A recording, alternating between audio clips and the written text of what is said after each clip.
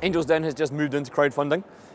So we are now, we're the world's first platform where you can do equity crowdfunding, you can donate to the business, and you can do loan financing as well. And so we're making all the mistakes that we can in the UK, and then we'll motor it out across the 12 countries that we're in at the moment. Crowdfunding is going to revolutionize funding. It's going to revolutionize it, especially because we're super selective at the moment in terms of angel funding, but we'll allow more people in, because actually the really important questions for crowdfunding aren't necessarily about the metrics and drivers of your business and whether or not you kind of understand that. Sure, that would be really nice, but one of the most important aspects is your 1 minute, 48-second video, and whether or not you absolutely nail it and whether or not you can come across. You come across with a great personality and you're asking for a reasonable sum of money with a reasonable chance of working, and you've got 20,000 Twitter followers and 17,000 likes on Facebook, we can almost guarantee you the funding. And that's a good thing and a bad thing. So, we're starting to see some of the Kickstarter companies collapsing, some of the first crowdfunding companies in this country. Some of the deals are starting to go under.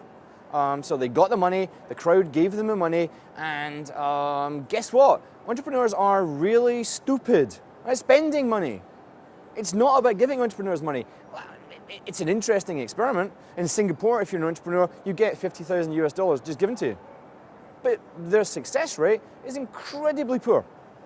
Why? Because entrepreneurs need some help doing that. So that we believe that the way forward is, rather than having 400 people with a 0.016% stake in your business, to have 200 people proving your marketplace, doing pre-sales and whatever, and then having one experienced angel standing behind you, actually helping spend the money. So he sits on the board, he coordinates the 200, he coordinates the response with those guys and helps them spend it. That is the essence of the ecosystem.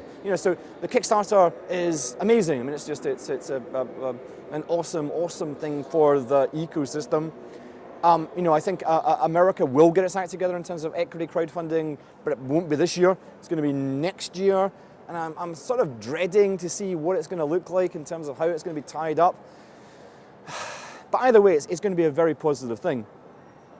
Meanwhile, we're moving on with crowdfunding in other jurisdictions where you can just more easily do it. There's a huge demand for it. We're seeing a couple of hundred of applications a day on the crowdfunding side.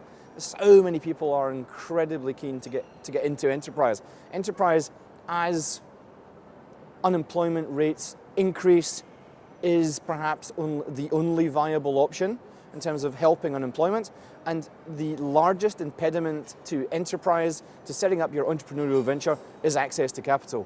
And in a weird sort of way, in terms of, I wish I could say that we'd actually timed it right, but we're incredibly fortunate that here we are in the 21st century with 400, 500 very rich people a day looking to invest in things. The message is there's no shortage of money, but you've got to do your homework before you go approaching them, and you got one chance.